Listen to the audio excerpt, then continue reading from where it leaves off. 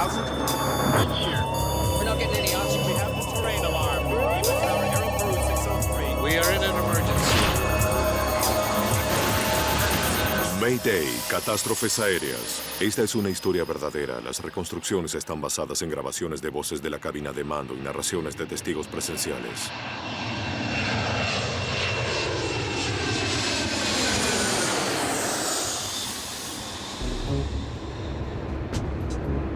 Los aviones de línea modernos son las máquinas más complejas y confiables de uso corriente. Pero a veces, las demoras en resolver un problema conocido han llevado a una catástrofe. Esta es la historia de uno de los accidentes evitables más terroríficos y trágicos de la historia reciente. Muestra qué sucede en un 747 cuando se produce una explosión devastadora a gran altura y cómo la tripulación padece una crisis sin precedentes. También es una historia personal y poderosa de dolor y una investigación implacable para descubrir la verdad completa e inquietante. Lee no pudo haber muerto por nada. Sabemos que tenemos que descubrir por qué murió y asegurarnos que no vuelva a suceder. Y esto revela cómo otros problemas conocidos en el diseño de las aeronaves continuaron sin ser corregidos y provocaron más accidentes evitables. ¿Debería sorprenderme si ocurre nuevamente? Me sorprendería si no volviera a ocurrir. Es cuestión de tiempo. Desastre en la cabina.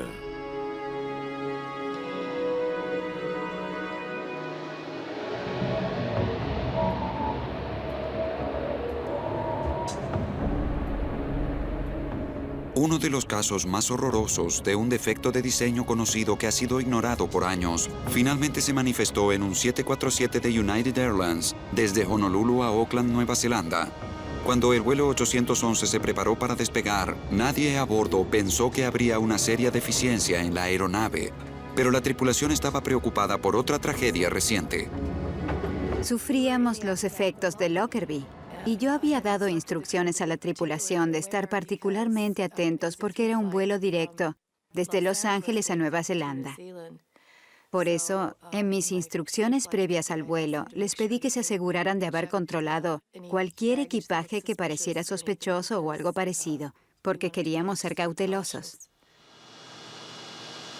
El vuelo 811 estaba cargado con mucho peso, 337 pasajeros, las bodegas de carga llenas y la carga de combustible completa. Las puertas se cerraron y el avión despegó antes de las 2 de la mañana para una rutina de 8 horas de vuelo.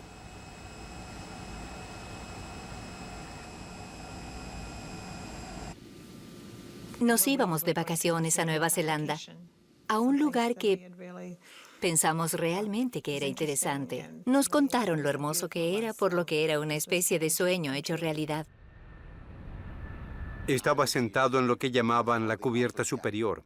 No había tenido vacaciones por 5 años y utilicé los puntos de millaje de United Airlines y compré un boleto de clase comercial a Auckland, Nueva Zelanda y Sydney, Australia. Finalmente iba a tener las vacaciones de ensueño que siempre quise. Iba a llegar a Australia y me iba a echar sobre la playa y olvidaría los aviones y los accidentes y quitaría esto de mi mente.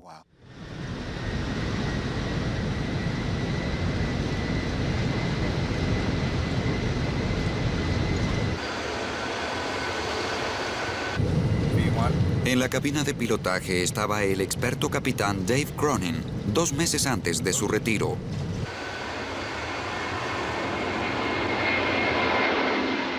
Volé casi 35 años en United.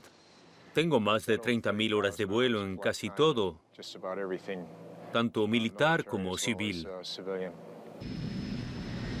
Mi copiloto, nuestro primer oficial, era Al Slater. Para ese entonces hacía probablemente 20 años que conocía a Al. El segundo oficial era Mark Thomas. Era la primera vez que volaba con él, pero nos llevábamos muy bien.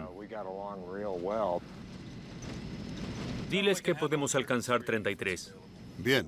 Los pilotos querían ascender a 10.000 metros sobre el Océano Pacífico para evitar turbulencias debido al mal clima. Había tormentas de mucha actividad a unos 160 kilómetros al sur sobre la ruta, lo cual era bastante inusual para esa hora de la noche, por lo que dejé encendida la señal de ajuste de cinturones. La decisión del capitán Cronin de mantener a la gente ajustada a sus asientos salvaría la vida de muchos. Todavía estábamos ascendiendo y la señal de cinturones estaba encendida. Y básicamente nos preparamos para servir bebidas y luego acomodar a todos para la noche, ya que sería un largo vuelo a Nueva Zelanda.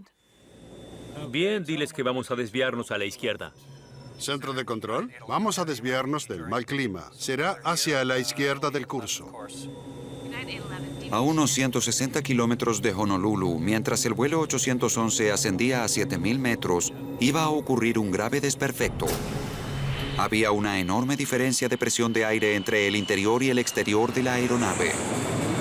De pronto, los pasajeros sentados justo sobre y detrás de la puerta de carga escucharon un ruido. Era un ruido como de una trituradora.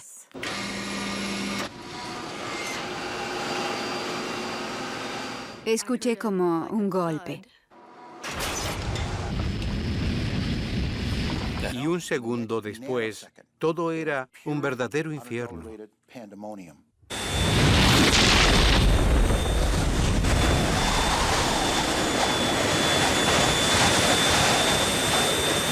Perdimos el número 3, estamos descendiendo.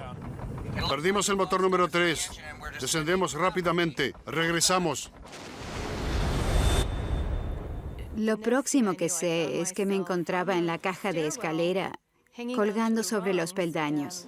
Y supe inmediatamente que era una descompresión explosiva. La puerta de carga se salió y desgarró una enorme porción del avión con ella. El aire presurizado en el interior detonó con fuerza explosiva. Pensé inmediatamente en Lockerbie. Realmente pensábamos que había explotado una bomba. Era el infierno. Todo lo que no estaba ajustado, sujeto o asegurado en el avión quedó volando por el aire. El ruido era increíble. Todo frente a nosotros había desaparecido. Estábamos sentados a 15 centímetros del agujero. Por lo tanto, no había nada frente a nosotros o al lado. Todo el costado del avión había desaparecido. Al principio creí que no nos salvaríamos. Pensé que no teníamos esperanza alguna. Con la explosión de aire presurizado, la falta de oxígeno a 7.000 metros estaba sofocando a los pasajeros y a la tripulación. Sentí como si alguien me hubiese golpeado en el estómago, como si me hubieran quitado el aire. Recuerdo que trataba de recobrar el aliento y no podía. Se supone que debes tomar esas máscaras de oxígeno y colocártelas, excepto que esas máscaras de oxígeno en la cabina estaban arrancadas del techo y no estaban allí. Recuerdo haber pensado, esto es lo que se siente al asfixiarse. Vuelo 811, descenso de emergencia. Los pilotos podían decir por sus instrumentos que fallaba el motor número 3, pero no podían explicar la total extensión del daño. La prioridad era hacer descender al avión hasta un nivel donde se pudiera respirar normalmente. Colócate la máscara, Dave. Pero los pilotos tampoco sabían que la explosión había destruido la total provisión de oxígeno. No puedo recibir oxígeno. Yo tampoco. ¿Y tú? Tampoco yo. Con el avión cayendo y sin palabras desde la cabina de pilotaje, la tripulación estaba pensando lo peor. Recuerdo haber pensado que la cabina de pilotaje que se encuentra en la cubierta superior posiblemente también explotó con el avión. Ahora que estábamos cayendo en picada, lo próximo que pensé fue, Dios mío, estamos cayendo, ¿nos estrellaremos en el mar? Con la aeronave averiada, daños severos en el ala derecha y en los motores, y la tripulación forzándolo a bajar en un descenso de emergencia, los problemas del vuelo 811 apenas habían comenzado.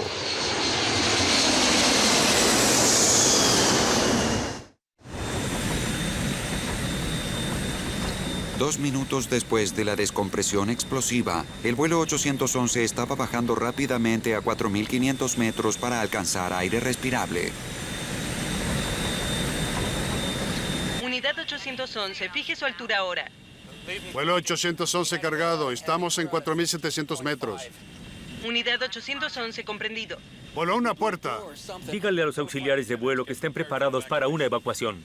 La tripulación finalmente comenzó a nivelarse a una altura más segura, pero ahora se enfrentaba a una serie de problemas. El más inmediato era la desintegración del motor número 3, más próximo a la explosión. ¿No hay indicaciones de incendio? No tengo nada. Bien, perdimos el número 3. Apaguémoslo. Bien, listo para sacar el número 3 de la lista de verificación. Número 3.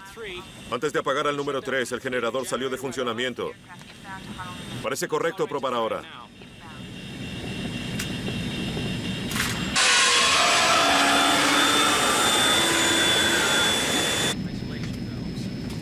Eso detuvo la vibración.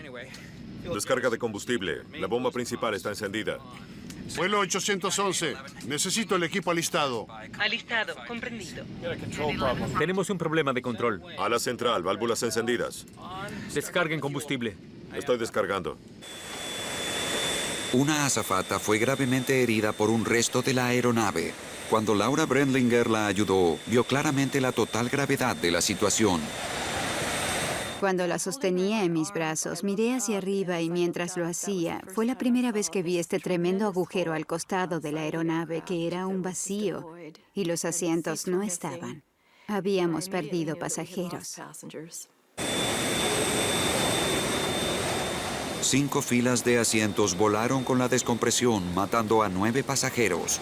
En la cabina de pilotaje, la tripulación estaba haciendo regresar al avión dañado a Honolulu, pero con 128 kilómetros aún por recorrer, la crisis empeoró todavía más. Tenemos un problema de control. Tengo casi todo el timón sobre este. ¿Descarga rápido? Así es. ¿Tienes problemas con el motor número 4? Sí. Los restos de la explosión también dañaron el motor número 4. Si fallaba por completo, las consecuencias serían graves. Si vuelas con 2 motores y tu peso es de 320,000 kilogramos, es un gran problema. Simplemente porque con ese peso 2 motores no te mantienen en el aire. Vas a caer. Es inevitable.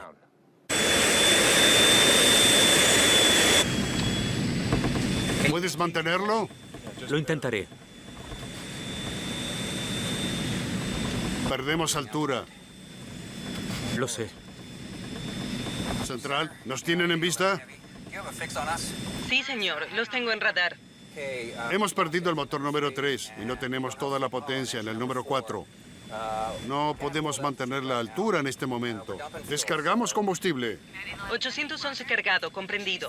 Los tengo a casi 100 kilómetros al sur de Honolulu. Comprendido. Todavía no he hablado con nadie. No puedo llegar a ellos. ¿Quiere que baje y revise? Bien, veamos qué sucede allí abajo. Creo que perdimos un compresor. Por lo tanto, No puedo mantener la altura. debemos mantenerla. ¿Cuál es la máxima? Tengo que reducir la potencia. Lo que necesite, capitán. Aunque el motor número 4 estaba fallando, los pilotos hacían el esfuerzo con los motores restantes a plena potencia, algo que no podrían resistir por más de 2 minutos. Pero la tierra más cercana estaba a 15 minutos. Miré por la ventanilla del lado derecho y vi llamas, grandes llamas. Y sé qué significan las llamas en un motor. No es bueno. Los pilotos no sabían que el motor número 4 ahora estaba en llamas. Ahora tiene 250 nudos. Eso es bueno. Ahora se escuchan ruidos. Observa tu dirección. ¿Quieres ir directo a Honolulu? Bajaré para ver qué es lo que está pasando. Bien, ve adelante y baja a ver qué sucede.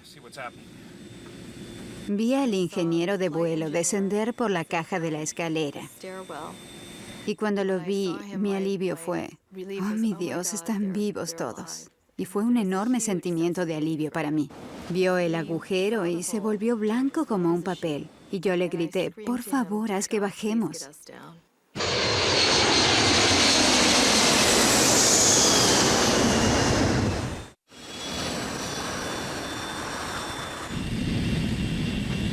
Tenemos fuego ahí afuera.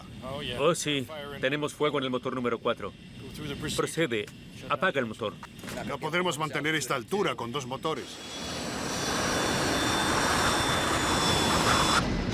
Tenemos fuego del lado derecho. Ahora estamos volando con 2 motores. Todo el lado derecho desapareció, desde la 1 derecha trasera. Simplemente está abierta. Se ve hacia afuera. ¿Qué quieres decir? Parece una bomba. El fuselaje está abierto. Bien, parece que fue una bomba que explotó sobre el lado derecho. Perdimos todo el lado derecho. Desde la 1 derecha trasera. ¿Alguien? Probablemente perdimos algunas personas, no lo sé. Sabía que habíamos perdido personas. No sabía cuántas. De hecho, no supe hasta el día siguiente cuántas personas habíamos perdido. Es algo terrible cuando eres el capitán de una aeronave y pierdes pasajeros.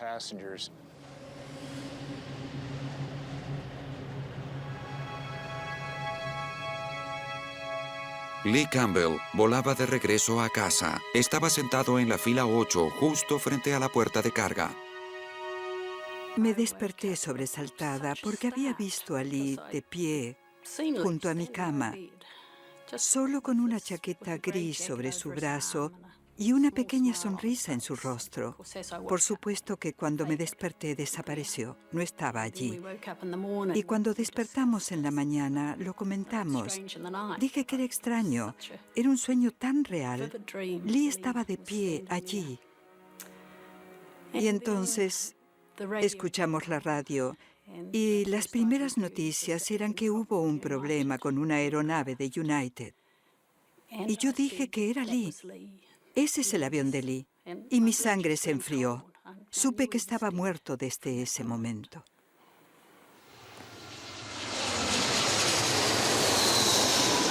Centro de control, ¿me escuchan? Tuvimos una bomba o algo así. Una gran parte del lado derecho se perdió. Unidad 811 recibido. No iría más rápido de lo que debo a causa de ese agujero. Quiero decir que no superaría los 250 nudos. ¿Cuál es nuestra pérdida de velocidad? No iría por debajo de los 240. Sí. No sé si vamos a lograrlo. No sabíamos que lo íbamos a hacer regresar. Por lo tanto, nos preparábamos para hacer descender ese avión en la noche en el Océano Pacífico, algo que nunca se había hecho. En la cabina, la tripulación se preparaba para lo peor. Reaccioné y me levanté del asiento plegable y comencé a dar instrucciones a la tripulación de que debíamos preparar la cabina. Teníamos que prepararnos para hacer descender el avión en el mar, lo cual pensé sería inevitable.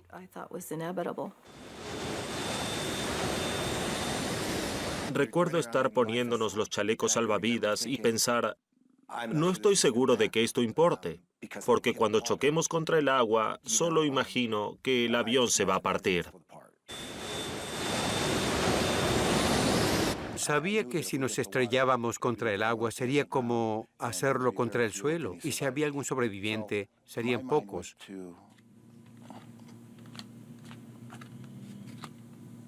Mi mente iba a las cosas que significaban algo para mí. Pensaba en mi hijo. Creyendo que iban a morir, un pasajero tomó estas fotografías con la esperanza de que fueran encontradas entre los restos y dieran pistas de la causa de la caída.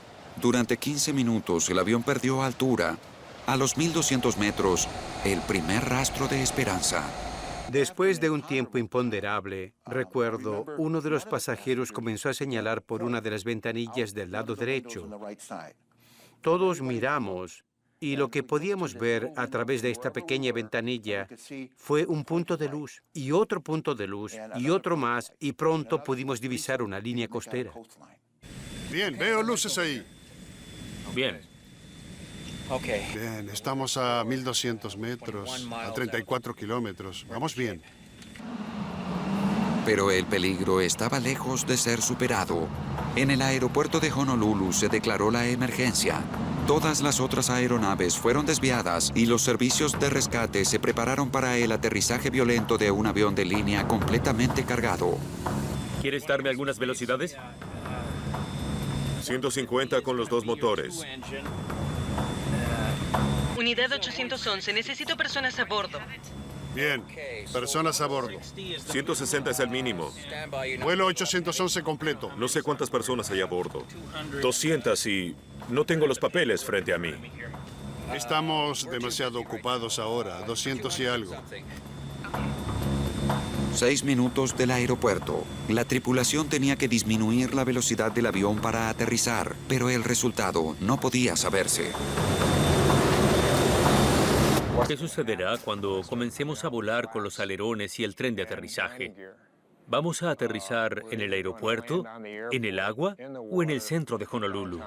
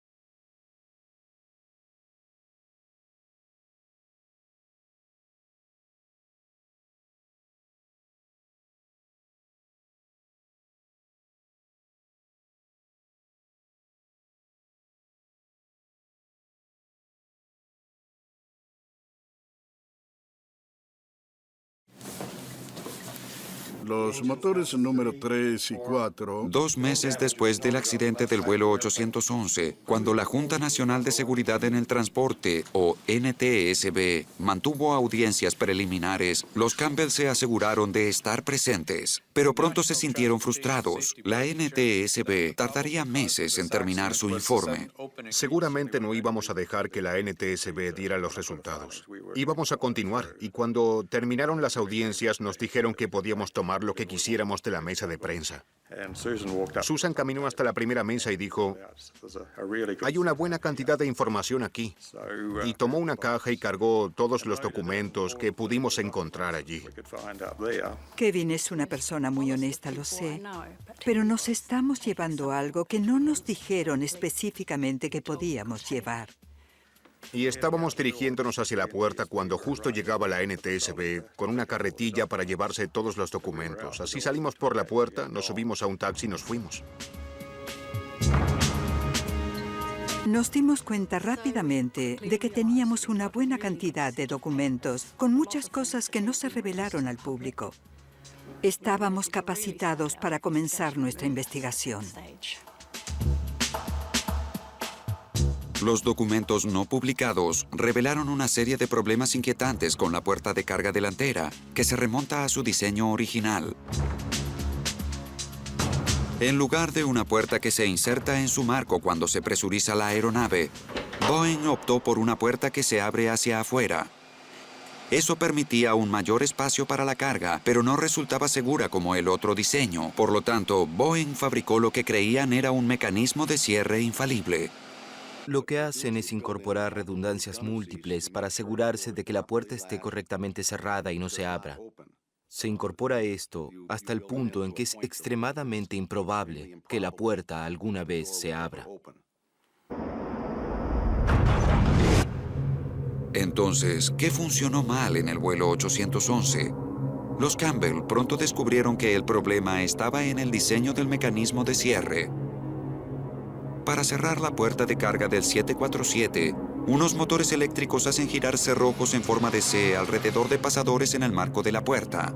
Luego, una manija mueve los brazos en forma de L, conocidos como sectores de traba, sobre los cerrojos C para evitar que se abran. Pero ya en 1975 se habían encontrado problemas con los sectores de traba. Kevin Campbell, un ingeniero con experiencia, fabricó un modelo para demostrar la deficiencia en el diseño del Boeing. Originariamente los sectores de traba estaban hechos de aluminio, y en 1975 Boeing se dio cuenta de que no eran lo suficientemente resistentes. Y lo que hicieron fue doblar en dos el aluminio para que tuviera el doble de espesor. Pero aún no fue suficiente y muchas aerolíneas ni siquiera lo hicieron. La debilidad del aluminio aumentó drásticamente el riesgo de que la puerta se abriera accidentalmente. Con los sectores de traba de aluminio, si los cierres se trataban de volver a su lugar abriéndose eléctricamente, empujarían al sector de traba fuera de su posición. Simplemente no cumplían la función para la que fueron diseñados. Durante 20 años antes de la catástrofe del 811, los 747 estuvieron volando con esta grave deficiencia.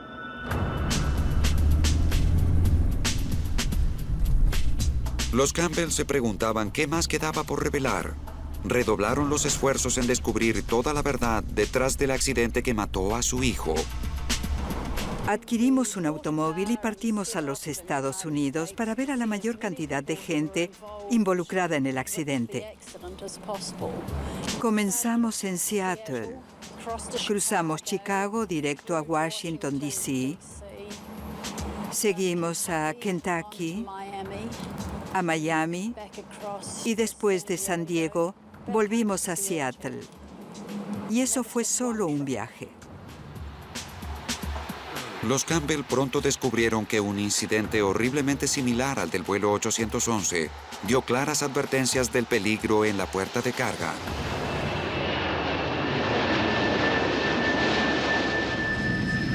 En 1987, 2 años antes del vuelo 811, un 747 de Pan Am ya había salido de Heathrow cuando no logró presurizar a 6.000 metros. Los pilotos tuvieron que regresar. Cuando volvieron a Heathrow, descubrieron que la puerta estaba abierta casi 4 centímetros en la base. y todos los cierres estaban abiertos. Cuando fueron a la base de mantenimiento, encontraron que todos los sectores de traba estaban doblados o destruidos. ¿Por qué giraron los cierres C y doblaron los sectores de traba? Boeing sostuvo que personal de tierra debió haber utilizado mal el mecanismo. Pero la investigación de los Campbell reveló otro indicio vital de por qué los cierres C habían girado. Un informe destacaba problemas con el sistema eléctrico de las puertas. Tenía una falla en el interruptor de cierre maestro S2, que debía haber cortado la corriente a la puerta cuando la manija exterior se cerraba. Este fue un hallazgo alarmante. Cuando la manija exterior se cerraba, el interruptor de cierre maestro S2 debía desconectar el suministro de corriente y evitar que los motores de cierre C giraran. Entonces, ¿podía haber fallado este sistema haciendo que los motores abrieran la puerta? Para averiguar esto, Boeing pidió a las aerolíneas hacer una simple prueba: cerrar la manija exterior, luego oprimir el interruptor para abrir la puerta y ver qué ocurría. Cuando accionaron el interruptor, funcionó. Y Boeing creía que no iba a funcionar. Pero en realidad funcionó. Los cierres de la puerta tenían corriente con la manija exterior cerrada. Y el cierre comenzó a moverse y comenzó a forzar a los sectores de traba sacándolos de su posición. Y unos días más tarde, comenzaron los rumores en la aerolínea, diciendo que esto perjudicaba a sus aviones. Entonces Boeing detuvo la prueba. Pero eso quería decir que en esas aeronaves el interruptor S2 había fallado, lo cual es una falla silenciosa. Y todas esas aeronaves probablemente tuvieran el mismo problema que el 811. Solo esperaban un cortocircuito para abrir las puertas. Ahora los Campbell estaban convencidos de que el accidente a bordo del vuelo 811 comenzó con una falla del interruptor S2. Los motores de cierre C aún tenían corriente. Todo lo que se necesitó fue un cortocircuito en la instalación eléctrica de 20 años. Los sectores de traba de aluminio eran demasiado débiles para evitar que los cierres giraran y la puerta se abriera violentamente. La Junta Nacional de Seguridad en el Transporte concluye: Después de un año de investigación, la NTSB tenía una versión diferente de los hechos. Los Campbell estaban a la espera de un resultado impactante.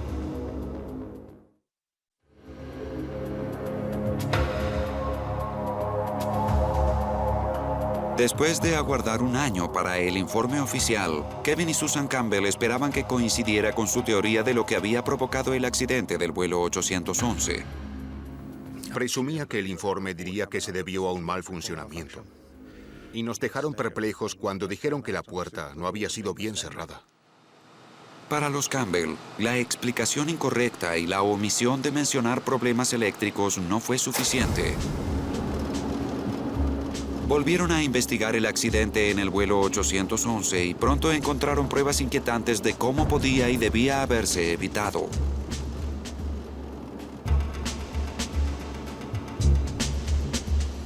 Después del incidente de Panam en 1987, resultó que Boeing había dado instrucciones a las aerolíneas de cómo corregir los sectores de cierre de aluminio débiles. La instrucción que dio era reemplazar los sectores de aluminio con sectores de acero que no pudieran doblarse. Y hubo algún requerimiento inicial intermedio para que las inspecciones se realizaran hasta lo que ellos llamaban la acción final, cuando los sectores de acero fueran instalados. El arreglo era económico y simple, pero llevarlo a cabo no lo era. El costo real de la modificación, cambiar estos sectores de cierre de aluminio por acero, era de $2,000 por aeronave. Pero llevaba 10 horas hacerlo. Y allí es donde estaba la pérdida, en quitar una aeronave fuera de servicio por 10 horas. Eso significa millones de dólares. Los Campbell descubrieron que en 1988 se les dio 18 meses a las aerolíneas para cumplir con el cambio. En el lapso de un año, Lee Campbell y otros 8 morirían en un accidente evitable. Entonces, ¿por qué no se obligó a las aerolíneas a resolver el problema más rápido? Si estos grandes aviones comerciales quedan en tierra, es un desastre económico. Entonces, Lo que hacen son arreglos con la agencia reguladora en los Estados Unidos, es decir, la FAA, para permitirles hacer los cambios en tiempo extra cuando los aviones están en tierra para el mantenimiento normal. Y de este modo no se los deja fuera de servicio. Pero cuando hacen eso, cuando permiten a las aerolíneas, a las empresas de transporte aéreo y a los fabricantes hacer los arreglos en tiempo extra, en realidad están jugando con las vidas de los pasajeros y de la tripulación. Después de las muertes del vuelo 811, la FAA acortó inmediatamente el límite de tiempo para arreglar la puerta de carga de 18 meses a solo 30 días. La presión de la campaña de los Campbell finalmente comenzó a dar resultado. La pieza vital de la evidencia que podía probar que tenían razón, la puerta de carga, aún permanecía a más de 3.000 metros debajo del Océano Pacífico. Pero como aparecían artículos en la prensa norteamericana, la NTSB encargó la búsqueda a la Marina de los Estados Unidos. A 160 kilómetros al sur de Honolulu, un submarino de profundidad comenzó a rastrear el fondo del mar. Fuimos a Honolulu y esperamos allí mientras hacían los intentos. Y finalmente recuperaron la puerta a unos 4.200 metros de profundidad, que fue el rescate más profundo que jamás hubieran hecho. Y nos llamaron durante la hora siguiente de haberla retirado del agua. Pero antes de que los Campbell pudieran verla, la puerta fue llevada rápidamente a la planta de Boeing en Seattle. Los Campbell fueron allí. Fuimos a Boeing y no nos la mostraron. Entonces, ellos suponían que las piezas cruciales habían ido a NTSB. Nuevamente subimos al auto y fuimos a Washington, D.C.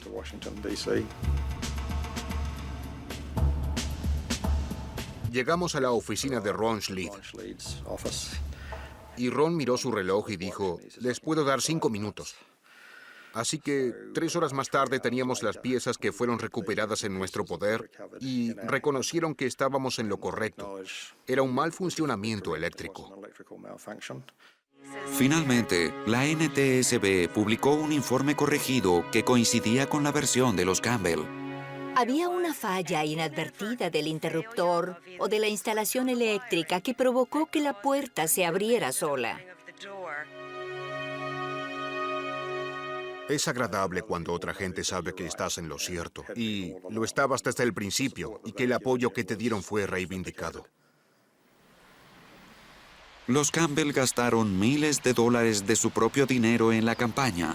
Nunca estuvieron interesados en un arreglo financiero por la muerte de Lee, pero convencieron a United y a Boeing de instituir una beca universitaria en su nombre. No podría haber vivido conmigo misma si no hubiéramos investigado por nuestra cuenta. Era algo que sentíamos que necesitábamos hacer. Ni siquiera lo discutimos. Sabíamos que lo haríamos.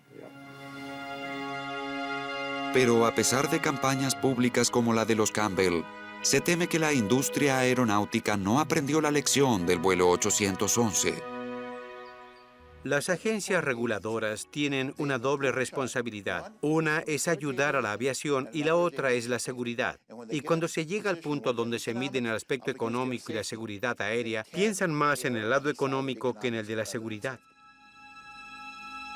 Los accidentes serios provocados por defectos conocidos siguieron ocurriendo. En los 90, el problema del dispositivo antihielo en las aeronaves provocó caídas. Por lo menos 3 aviones tuvieron incendios fatales debido a los peligros conocidos del material aislante inflamable. En 1998, un 747 completamente cargado estalló sobre el Atlántico cuando las fallas conocidas en la instalación eléctrica hicieron que se prendieran fuego los tanques de combustible.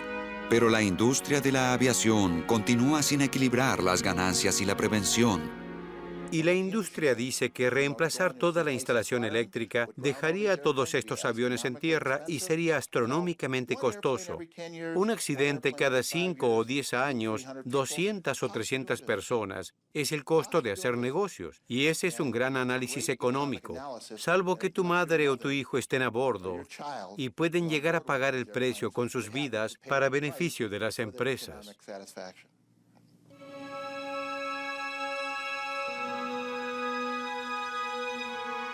Para algunos de los sobrevivientes del vuelo 811, el costo fue pesado. Cada miembro de la tripulación lo tomó de un modo diferente. Sé que aún hay 2 miembros de la tripulación que no han vuelto a poner un pie en una aeronave. Fue muy difícil para mí. Me diagnosticaron trastorno de estrés postraumático severo. No puedes razonar, no puedes pensar. Tomar la más simple decisión es realmente muy difícil. Me costó muchísimo salir adelante.